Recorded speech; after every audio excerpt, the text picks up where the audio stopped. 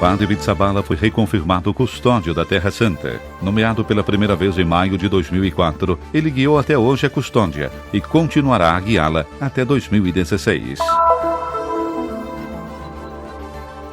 O luto da Terra Santa pelo Padre François, assassinado na Síria. Durante a celebração no santuário do lugar do nascimento de Batista, o apelo e a oração de Padre Pizzaballa. Mohamed Essaf, um jovem de Gaza, venceu o show de talentos Arab Idol, uma vitória que mobilizou dezenas de milhares de palestinos na faixa de Gaza, mas também em toda a Cisjordânia. O jovem Assad, um mito, mas também um bom exemplo a ser imitado.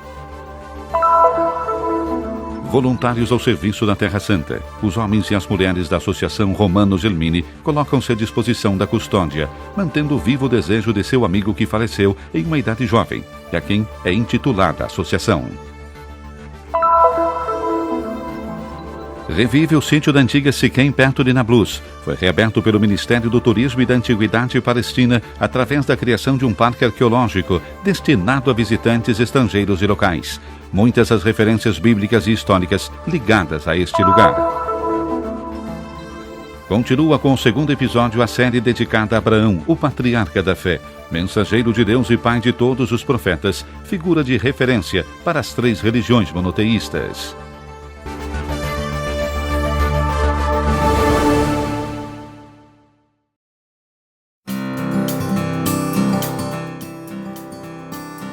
Reeleito por mais 3 anos, Padre Pierbattista Pizzaballa foi reconfirmado no cargo de custódio da Terra Santa e guardião do Monte Sião.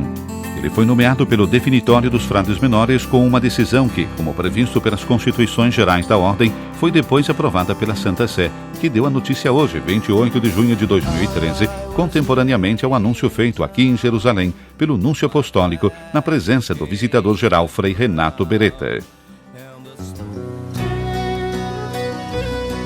Nomeado pela primeira vez custódio da Terra Santa em maio de 2004, Frei Pierbattista Pizzaballa fora reconfirmado em maio de 2010 por mais 3 anos. Com a nova nomeação, ele guiará a custódia da Terra Santa até 2016.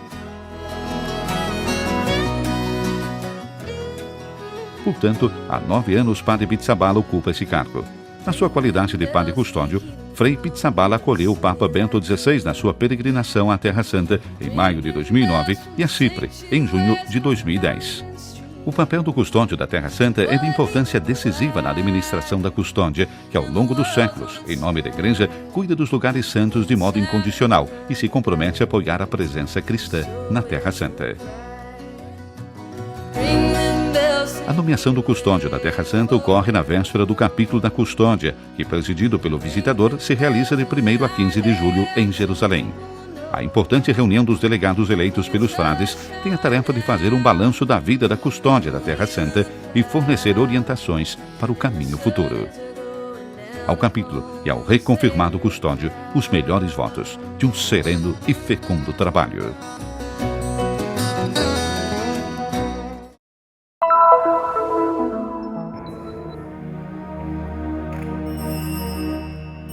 Ele pediu oração pela Síria, Padre Pierbattista Pizzaballa, no início da celebração da solenidade da Natividade de São João Batista. A oração em particular pelo Padre François Murad, católico eremita, que foi morto em um dos conventos sírios da custódia da Terra Santa, onde havia se refugiado já há algum tempo, para maior segurança e para oferecer a sua ajuda. Uma má notícia chega exatamente no dia precedente à solenidade de São João, dia em que, mais uma vez, celebrando o precursor de Cristo, se eleva o apelo à comunidade internacional para que se busque concretamente o caminho do diálogo para acabar com a violência na Síria. E se eleva ainda o apelo à oração dirigida aos cristãos em todas as partes do mundo e àqueles que se reuniram aqui, no santuário que preserva a memória do parto de Isabel, que todos diziam estéril. Quando a esperança humana não existe mais, chega esse dom de Deus. Como conta o nascimento de João, é especialmente onde há aparentemente aridez, desesperança, incapacidade, que o Senhor intervém e traz a novidade. Queremos pedir, rezar junto a São João Batista, que o Senhor traga também para a nossa vida essa novidade, essa esperança de que tanto precisamos, que é Jesus.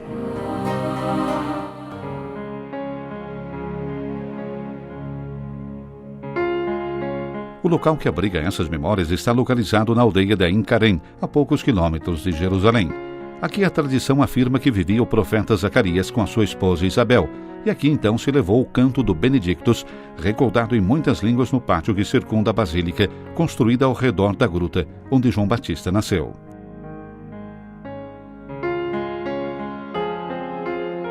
A igreja atual remonta à primeira metade do século passado, projeto do arquiteto Barluzzi, mas o primeiro edifício religioso foi construído nesse local no período das Cruzadas e, após a destruição da segunda invasão árabe, recuperado o culto cristão e restaurado no século XVII pelos franciscanos.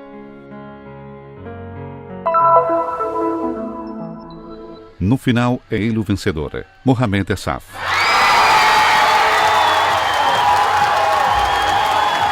Assim, os palestinos exultam de alegria quando o apresentador do concurso televisivo dedicado aos novos talentos, Arab Idol, anuncia a vitória do jovem. Uma incrível festa de rua que envolveu todas as cidades dos territórios, e naturalmente Gaza em particular.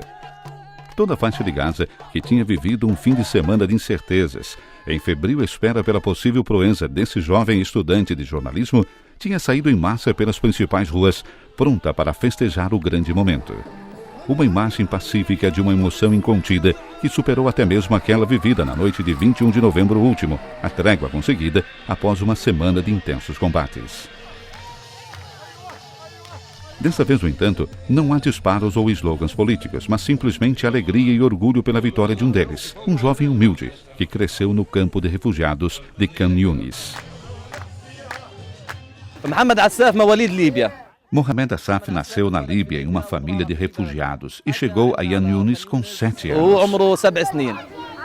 Já antes de ganhar Arab Idol, pelo simples fato de ser um finalista, Mohamed Assaf tinha já se tornado um ícone nacional, um símbolo de unidade entre todos os palestinos nessa fase histórica caracterizada pela divisão política interna. Um momento de alegria e uma mensagem de esperança para uma nação que não tem muitas ocasiões para festejar. É um exemplo de como a realização individual, conseguida através da determinação e da perseverança, pode ajudar esses jovens, especialmente os refugiados. 3. Nenhum outro número gozou de maior popularidade nesses dias na faixa de Gaza. Um número mágico, infinitamente repetido por crianças e adultos para apoiar o jovem Assaf e sua candidatura, também patrocinada pelas principais operadoras de telefonia móvel. Mohamed Assaf nos ajuda a recordar os 67, tendo se tornado um símbolo do patrimônio cultural palestino. Tenho certeza que será também um símbolo no futuro. Um dos primeiros a felicitar o campeão foi o presidente da Autoridade Nacional Palestina, Mahmoud Abbas, que lhe conferiu um reconhecimento oficial, nomeando embaixador da boa vontade para os refugiados. Mohamed Assaf é para todos nós um motivo de esperança, porque demonstrou que não é apenas um talento na Palestina, mas que pode competir com todos os outros países árabes. E quem sabe que essa vitória não inspire muitos outros jovens palestinos de Gaza a trabalharem duro para serem competitivos em muitas outras áreas. Uma revolução não se faz apenas com as armas, mas também com o pincel dos artistas ou o bisturi dos cirurgiões, disse em uma entrevista Mohamed Assaf. Mas no momento, pelo menos, a da canção popular parece ter inspirado outros vizinhos de seu campo de refugiados.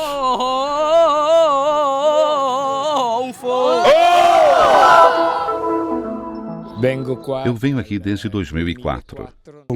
Com essa é a 8ª vez que venho aqui.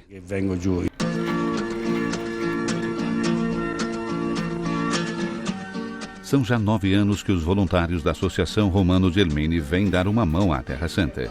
No início, eles eram uma dúzia, mas essa iniciativa continua a crescer. Com os atuais voluntários, cerca de uma centena, torna-se necessário distribuir-se mais turnos para acomodar todos aqueles que desejam fornecer o seu próprio trabalho. Inicialmente foi uma resposta imediata. Chegamos. Mas com a ideia, antes de tudo, que fosse só uma vez. Depois, no ano seguinte, formamos uma associação, a Associação Romano Gelmini, para os povos da Terra Santa, porque Romano Gelmini era um amigo que tinha essa ideia de vir à Terra Santa para trabalhar. Romano Gelmini era um amigo que aveva avuto questa idea di venire in Terra Santa a lavorare. O nome da associação mantém vivo o desejo de Romano Germini, engenheiro que morreu de modo improviso aos 42 anos, de ajudar os amigos da Terra Santa. Não conseguimos começar um trabalho para depois terminá-lo, que já nos chamam de outra parte para fazer outro trabalho. É como se, quando chegamos, os sinos começassem a tocar. Chegaram os ajudantes. Então, eles nos mandam um pouco daqui, um pouco de lá, um pouco para cima, um pouco para baixo.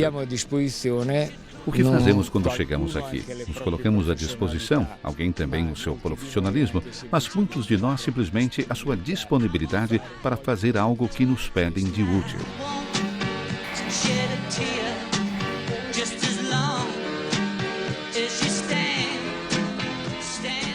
O Sem Fim, sua custódia da Terra Santa e as realidades a ela coligadas, parte de tarefas muito humildes. Esses voluntários sujam as mãos, labutam e suam, mas jamais sem esquecer o motivo que os levou a partir. Antes de tudo, é um serviço que dou à igreja fazendo esse trabalho. E segundo, porque é uma possibilidade de estar nos lugares santos, não como um turista, nem mesmo como um peregrino. Como turista, mas nem como peregrino. Nesse momento, transportamos livros, mas fomos trabalhar no convento das Clarissas, onde, ao invés, recolhemos pedras, cortamos a grama, arrumamos a videira. O primeiro lavoro que eu fatto é stato il rinnovo della cucina. O primeiro trabalho que eu fiz foi a renovação da cozinha dos frades franciscanos no Santuário do Santo Sepulcro. Trabalhar dentro do túmulo de Nosso Senhor foi algo de especial. É stata qualcosa de speciale. Uma experiência que continua a crescer, seja como paixão que como números, fazendo abrir os olhos não apenas sobre os lugares santos, mas sobre o mundo inteiro. Prima era um oficial dell'aeronautica e não me ero accorto. Antes eu era um oficial da aeronáutica. Eu não estava ciente do que me circundava, além do meu trabalho. Agora, porém, percebi que, além das próprias atividades, há muitas outras coisas que você precisa conhecer e aprofundar. Que bisogna conoscere e approfondire. Stand by me, stand by me.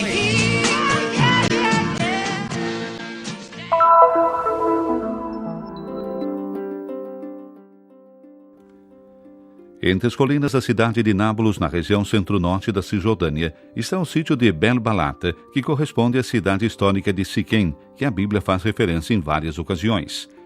Os primeiros assentamentos humanos em Siquém remontam a 3.500 anos atrás. O sítio tornou-se depois um importante centro urbano a partir da Idade do Bronze Médio, por volta de 1650 a.C. Na luta contra a dominação egípcia e destruída por um incêndio em pelo menos 2 ocasiões, da antiga Siquém permanece até hoje ruínas importantes, como os imponentes muros de fortificação, um templo, um palácio e várias casas.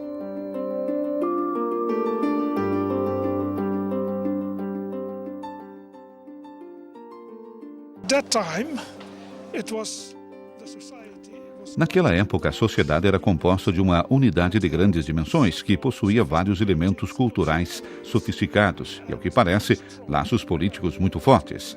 Eis porque esse período da história é muito interessante.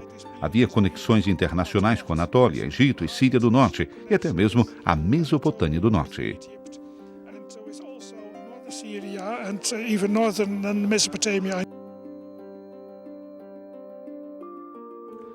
Escavações arqueológicas em Tel Balata foram conduzidas várias vezes ao longo do século XX por expedições estadunidenses e alemãs. Em 2011, a restauração e consolidação foram retomadas por um grupo de arqueólogos holandeses da Universidade de Leiden, na Holanda, que salvou Tel Balata do declínio das últimas décadas. O Ministério do Turismo e da Antiguidade da Autoridade Palestina abriu recentemente Tel Balata através da criação de um parque arqueológico destinado a visitantes estrangeiros e locais.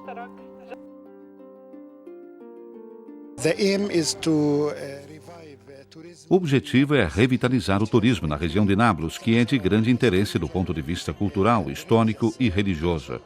Tel Balata, enquanto grande centro urbano, é um dos seus principais atrativos. Também a Bíblia é rica de referências à antiga Siquém, além de sua importância histórica. La sua importância per la Bibbia incomincia con la figura di Abramo. Abramo, padre de... A sua importância para a Bíblia começa com a figura de Abraão. Abraão, pai de todos os crentes, o iniciador da fé no único Deus, podemos chamá-lo. E um de seus pontos importantes é precisamente na cidade de Siquém. O ponto de referência é um carvalho, o Carvalho de Moré, no qual Abraão adorou o verdadeiro Deus, erigiu uma estrela e recebeu a promessa da sua herança. Eresse una stella e ricevette la promessa della sua eredità. Em Siquém chegou também o patriarca Jacó no seu regresso da Mesopotâmia. Il Vangelo ci presenta anche il luogo di Sichem come un luogo legato al patriarca Giacobbe. O Evangelho nos apresenta também o lugar de Siquém como um lugar ligado ao patriarca Jacó. Nos diz que Jacó, em seu campo, escavou um poço, o Poço de Jacó.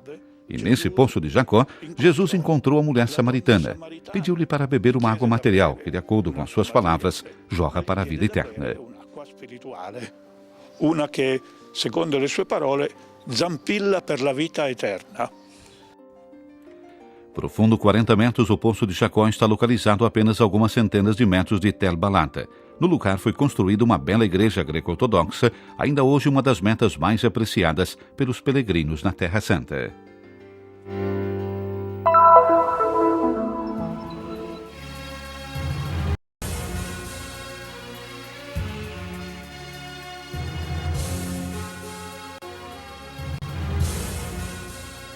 Que alegria quando me disseram, vamos subir à casa do Senhor. Eis que nossos pés se estacam diante de tuas portas, ó Jerusalém. Assim canta o salmista. Em um pequeno espaço estão concentrados séculos de histórias dos dois povos. Jerusalém é a cidade única que em 1 quilômetro quadrado concentra os principais lugares santos para as 3 religiões, o Muro das Lamentações, as mesquitas e o Santo Sepulcro. Hebreus, muçulmanos e cristãos que vivem em Jerusalém, todos se dizem filhos de Abraão. Para Bento XVI, a cúpula da rocha conduz os corações e as mentes a refletir sobre o mistério da criação e sobre a fé de Abraão. Aqui, a via das 3 religiões se encontram, recordando o que elas têm em comum. O profeta e mensageiro de Deus, Abraão. Os muçulmanos consideram ele como pai dos profetas e mensageiros. Por que pai dos profetas e mensageiros? Porque os filhos dele são 2. Ismael, como chama pai dos árabes, Ismael, e outro Ishaq, pai dos que veio atrás dele, do Ishaq veio Jacó, José, Moisés e Jesus Cristo. Então, para nós, um pilar da nossa fé que tem que acreditar no profeta e mensageiro de Deus, Abraão. Então, para nós, um profeta e mensageiro de Deus. Depois da visita à mesquita, Bento XVI visita o Muro das Lamentações, onde a história bíblica foi contada de geração em geração, onde são celebradas solenemente as festas judaicas. Agora é Bento XVI que, depois de ser acolhido pelos chefes religiosos hebreus, tem o seu momento de oração, onde constantemente é invocado o Deus de Abraão.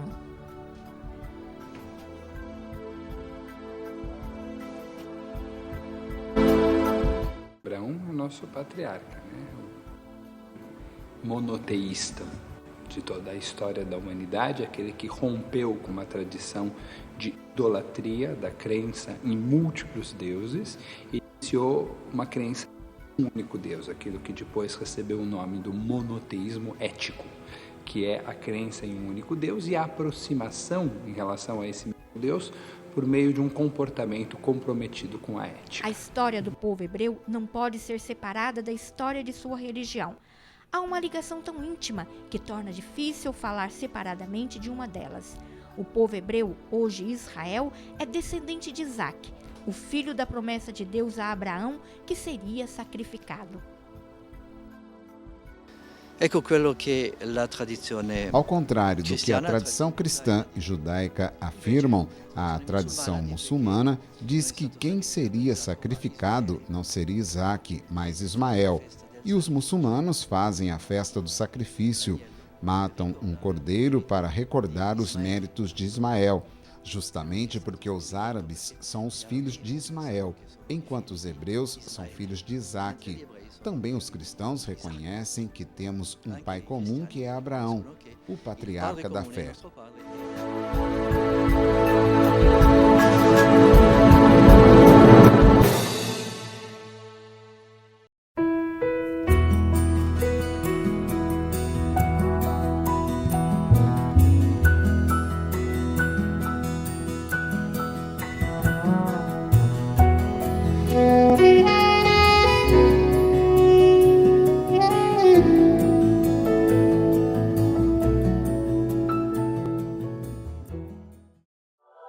Siamo qui per comunicare la Terra Santa, per dare voce e visibilità alla Chiesa Madre di Gerusalemme, ai cristiani locali, ai luoghi santi.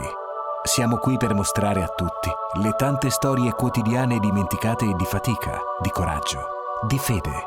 Siamo qui per portare in tutto il mondo la speranza della terra di Dio. Sostieni chi dà voce all'opera della custodia di Terra Santa.